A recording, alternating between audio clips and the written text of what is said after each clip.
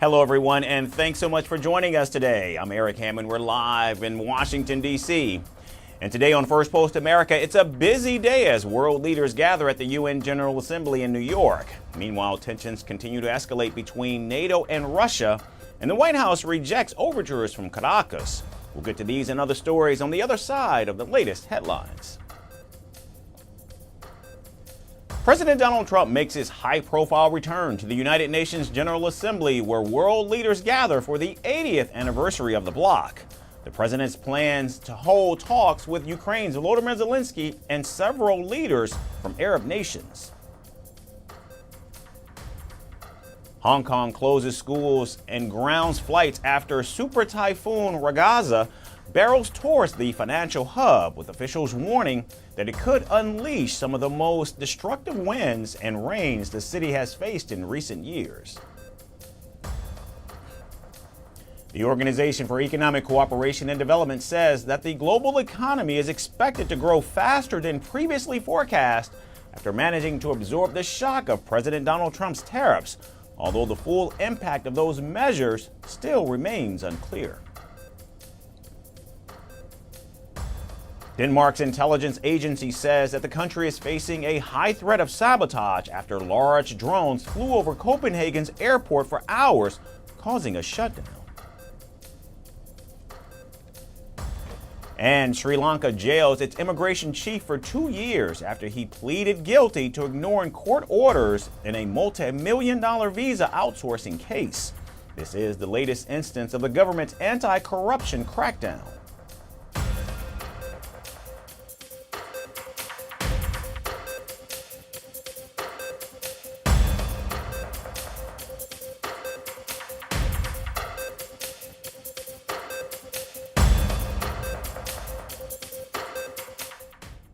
We begin with tensions between Russia and NATO that played out on the floor of the United Nations Security Council on Monday, as Western nations accused Moscow of repeatedly violating the alliance's airspace in Eastern Europe.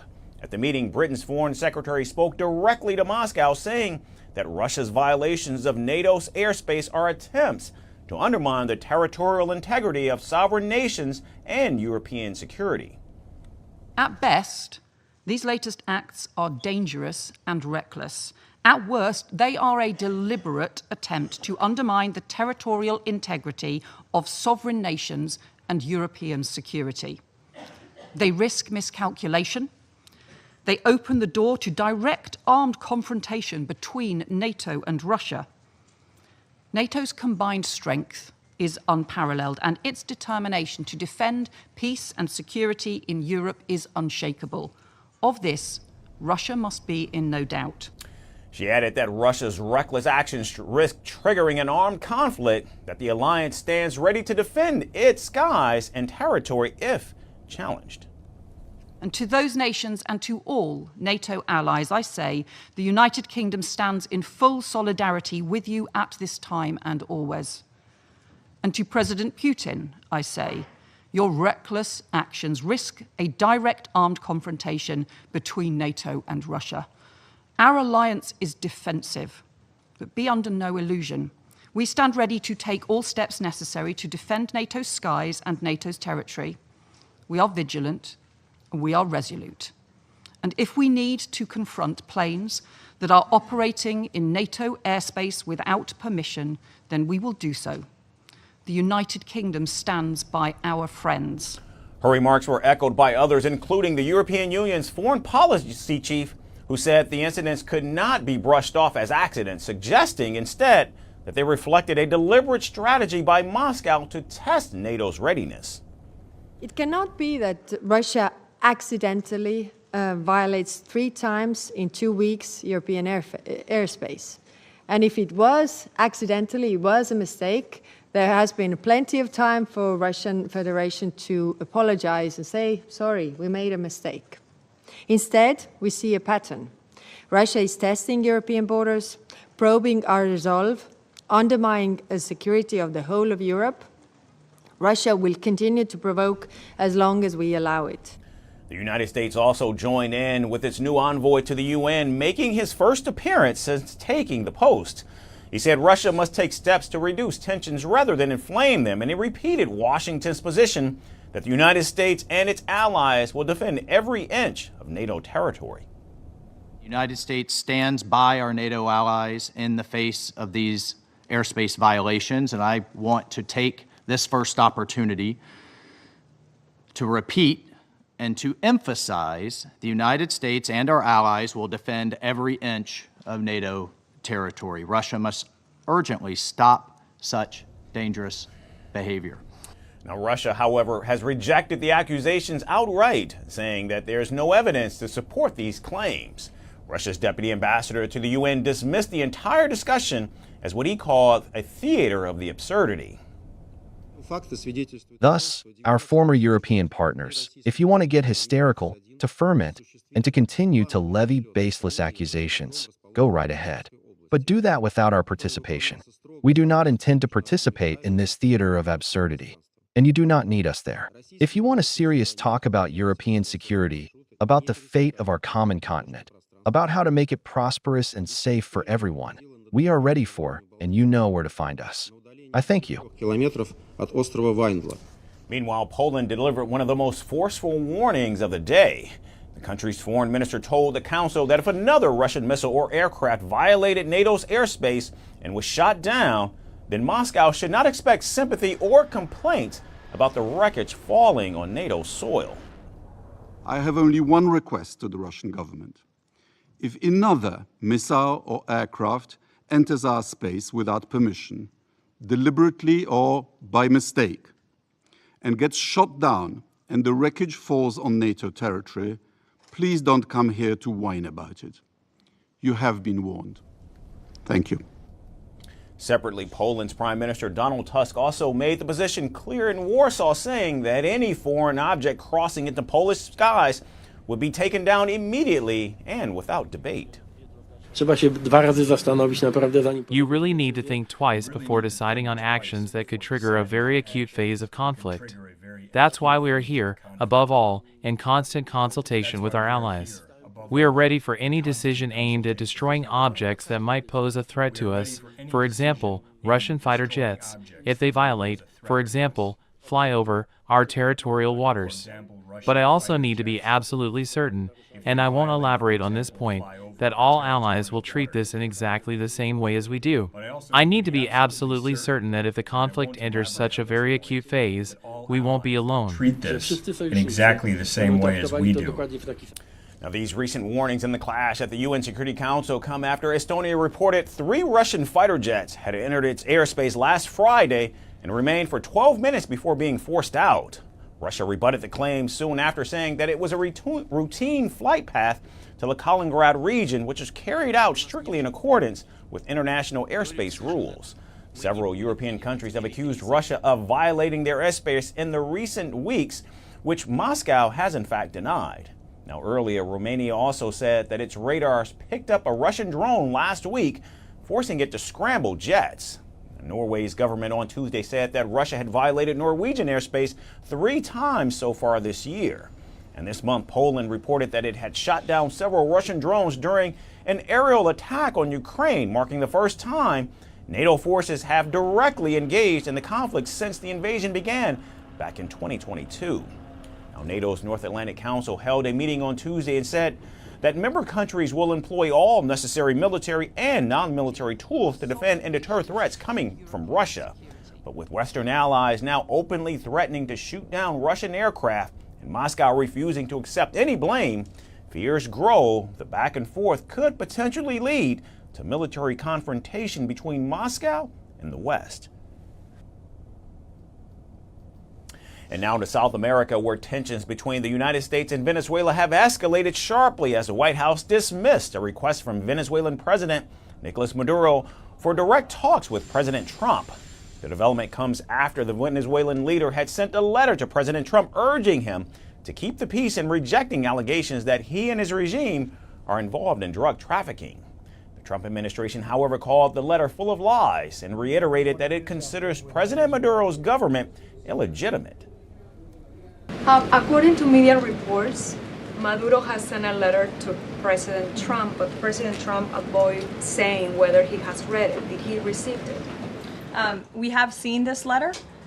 Frankly, I think there were a lot of lies that were repeated by Maduro in that letter, and the administration's position on Venezuela has not changed. The tensions come amid a significant U.S. military buildup in the southern Caribbean. President Trump has deployed 8 warships and a submarine as part of an anti-drug operation which Venezuela fears could be the first step toward a potential invasion. In fact, in recent weeks, U.S. forces have also destroyed at least 3 vessels suspected of carrying drugs, killing over a dozen people. President Maduro's letter dated September 6 was released publicly over the weekend. In it, he rejected U.S. claims that he leads a drug cartel and insisted that Venezuela's role in regional drug trafficking is in fact exaggerated. He noted that only 5% of Colombia's drug output passes through Venezuela and that Venezuelan authorities neutralize 70% of it. He even expressed willingness to engage in dialogue through U.S. Special Envoy Richard Grenell, citing past successes in resolving disputes and facilitating the release of U.S. citizens. Now, despite Maduro's overture, the White House has stood firm. Press Secretary Carolyn Leavitt said that the administration's position has not changed and emphasized that all measures are aimed at stopping illegal drug trafficking from Venezuela into the United States. View the Maduro regime as illegitimate, and the president has clearly shown that he's willing to use any and all means necessary to stop the illegal trafficking of deadly drugs from the Venezuelan regime into the United States of America. Now, meanwhile, inside Venezuela, reactions to the U.S. military presence are divided. Thousands of citizens have joined a civilian militia in response to President Maduro's call to strengthen the country's defenses. Of course, it's important to learn to handle these kinds of information, because given current events, which we don't know how they will unfold, we must be ready for any future situation. Therefore, it's important that all people manage this information. Now, some Venezuelans actually support U.S. actions, hoping it might accelerate the end of Maduro's rule. Exiled presidential candidate Edmundo Gonzalez, recognized by the United States as Venezuela's legitimate leader, called the military deployment necessary to dismantle what he described as Maduro's criminal structure. An opposition figure, Maria Corina Machado, also echoed these concerns, warning that crime gangs pose a real and growing threat to regional security. And as the diplomatic and military tensions continue to intensify, President Trump, speaking on Truth Social, has demanded Venezuela accept the return of prisoners and individuals from mental institutions he claims were forcibly sent to the U.S., warning of incalculable consequences if they are not returned. Now, so far, Caracas has not formally responded, even as deportation flights to Venezuela continue. With both sides maintaining firm stances and military operations ongoing, the situation remains highly volatile. In fact, analysts warn that any misstep would have wide-reaching consequences not just for Venezuela and the U.S., but for the entire Caribbean region. And as the high-stakes confrontation unfolds, the world continues to watch very closely. And here in Washington, President Donald Trump has urged pregnant women to avoid Tylenol, a widely used brand name for paracetamol, over links to autism, despite the absence of scientific consensus to support such claims. Now, speaking at a White House event, the president said that the FDA will be notifying doctors that using Tylenol during pregnancy can be associated with significantly increased risk of autism. Effective immediately, the FDA will be notifying physicians that the use of acetaminophen, is that okay? Which is basically commonly known as Tylenol, during pregnancy can be associated with a very increased risk of autism. So taking Tylenol is not good. All right, I'll say it. It's not good. The president told pregnant women to tough it out instead of taking acetaminophen, the active ingredient in Tylenol. I'm going to say it like it is. Don't take Tylenol. Don't take it. If you just can't, it's fight like hell not to take it. There may be a point where you have to, and that you have to work out with yourself. So don't take Tylenol. He went on to question long-established childhood vaccination schedules, including the hepatitis B shot that's normally administered at birth. And hepatitis B is sexually transmitted. There's no reason to give a baby that's almost just born hepatitis B. So I would say wait till the baby is 12 years old and formed and take hepatitis B. Trump's comments were echoed by Health Secretary Robert F. Kennedy Jr., a longtime critic of vaccines, who announced that the government would launch a nationwide awareness campaign about the risk of Tylenol use in pregnancy. Kennedy added that the FDA will soon approve leucovorin, a decades-old drug traditionally used to protect cancer patients against toxicity from chemotherapy, to be used as a treatment for children with autism. We've also identified an exciting therapy that may benefit large numbers of children who suffer from autism. Peer-reviewed literature has documented that up to 60% of folate-deficient children with ASD can have improved verbal communications if given leucovorin.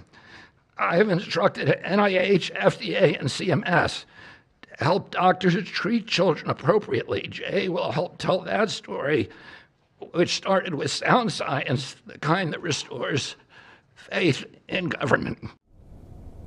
President Trump's remarks drew swift condemnation from doctors, medical groups, and researchers who warned that the advice could frighten pregnant women, undermine confidence in vaccines, and push people towards unsafe decisions.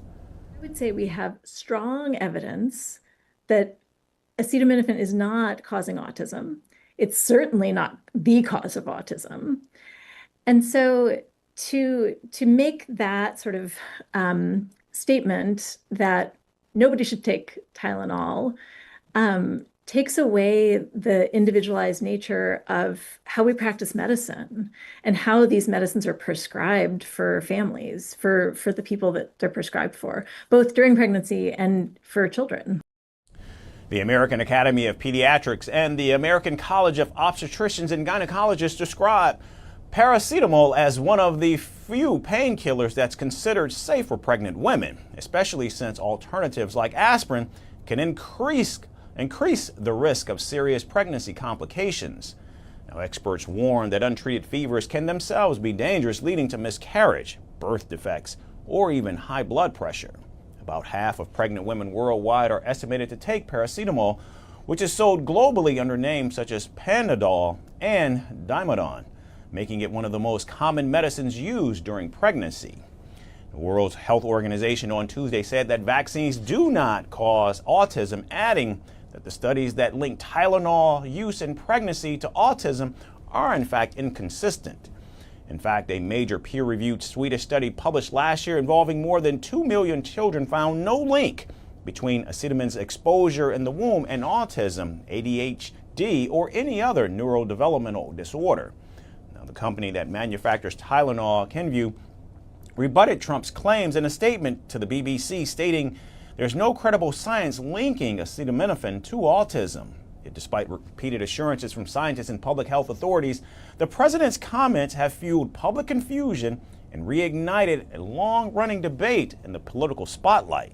And now, with the FDA moving to update labels and launch new campaigns, the discussion around Tylenol and autism is no longer limited to scientific circles.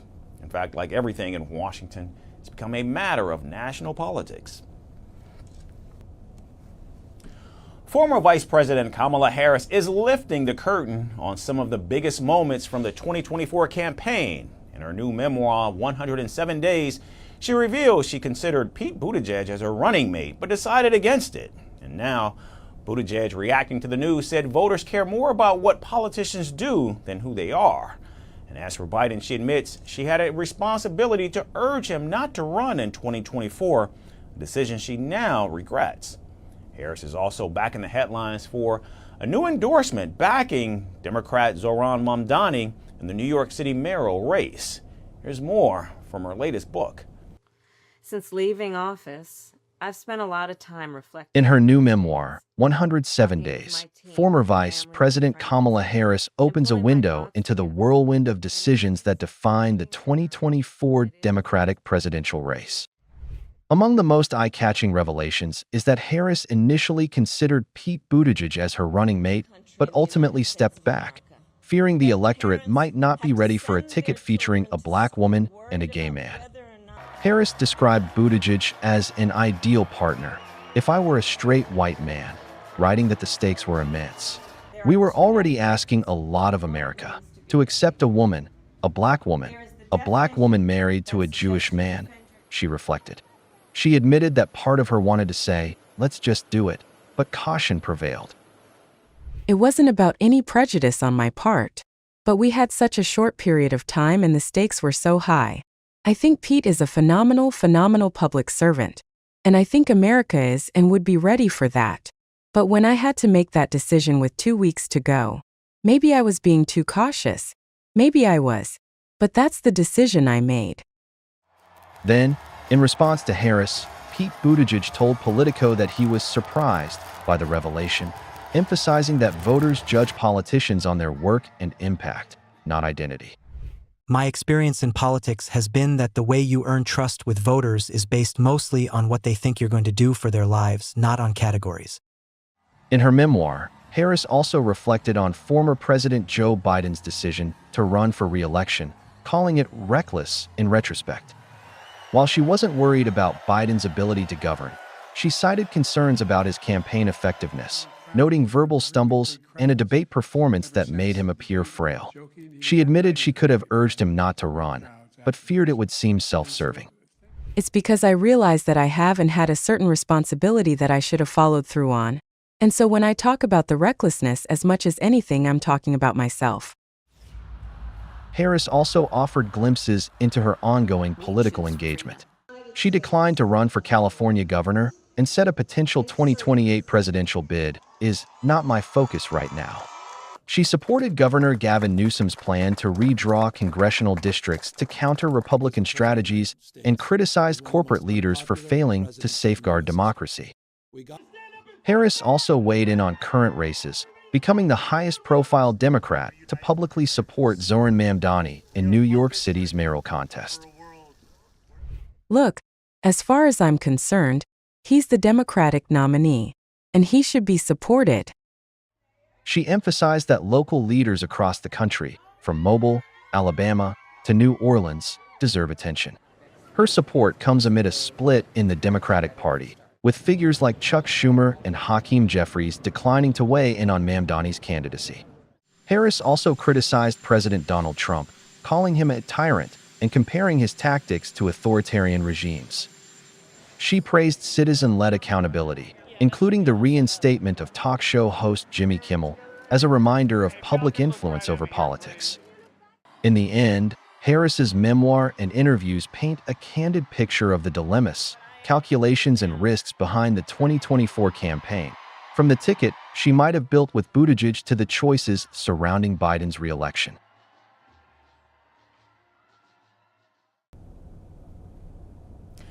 Late Show host Jimmy Kimmel is back on ABC tonight after a suspension that set off one of the biggest media firestorms in recent memory.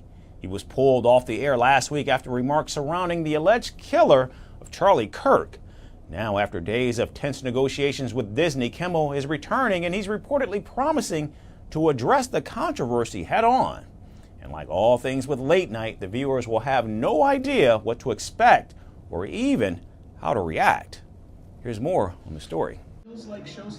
Late night TV is about to get a little noisier again.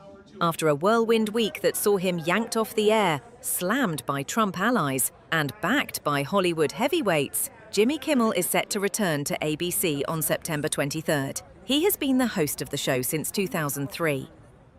His comeback marks the end of a brief but headline-making suspension that ignited a national debate over free speech and political pressure, and how far comedy can go in today's America. Disney announced it had reached an understanding with Kimmel after thoughtful conversations. The network said it believed suspending the show last week was the right move in a tense national moment, but confirmed production would resume. Still, it's not clear whether Kimmel's return will be carried on every ABC station, given Sinclair's hardline stance. The drama began on September 15th, when Kimmel delivered a monologue on Jimmy Kimmel Live. The monologue touched on the assassination of conservative activist Charlie Kirk. Kimmel said the MAGA supporters were trying to score political points off Kirk's assassination. His remarks triggered a full-blown political skirmish. The Federal Communications Commission commissioner publicly called for Kimmel's suspension and even threatened to revoke ABC's affiliate licenses. Major groups like Nexstar and Sinclair signaled they would pull the show from their schedules.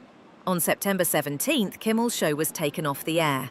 President Trump also seized the moment to weigh in.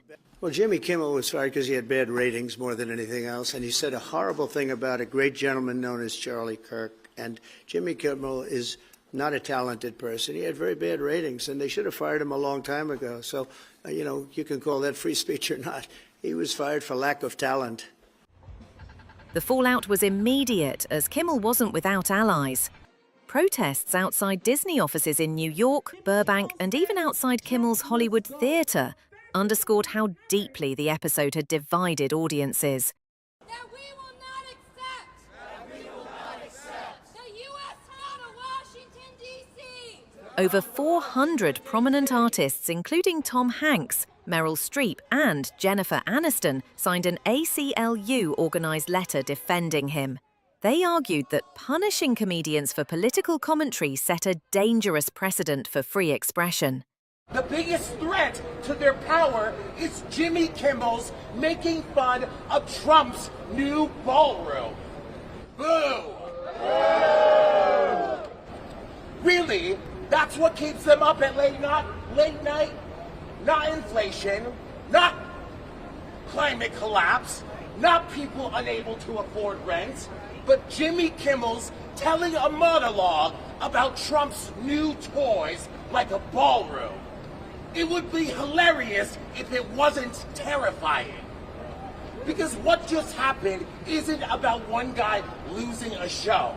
It's about a government testing how far it can push censorship. The pressure campaign didn't just come from politicians and broadcasters. Sinclair, which owns ABC stations in several key markets, including Washington, D.C., reportedly demanded that Kimmel apologize.